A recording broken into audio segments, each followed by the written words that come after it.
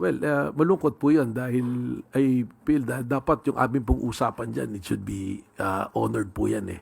Dahil ako naman po naniniwala na ang ating mga senador, mga kagalang-galang po nating senador, eh sila po humingi ng ganon at ang pagkakalam naman natin, puproteksyonan nila hindi lamang po si Senator Bato, kundi yung pong ating mismong mga batas at konstitusyon na umiiral. Katulad ng binanggit po ni Ivan, kung merong pagtingin yung ibang mga kababayan natin na mukhang stage ang commotion na ginawa para palabasin si Senator Bato, meron po ba kayong ganong naulinigan?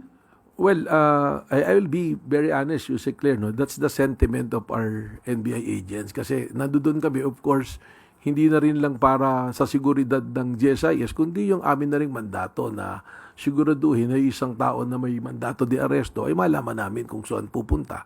Lalong-lalo na, nakita naman natin, 6 na buwan din nagtago mula nung nabalitang may waran. So, isa na po sa aming tinitingnan yon.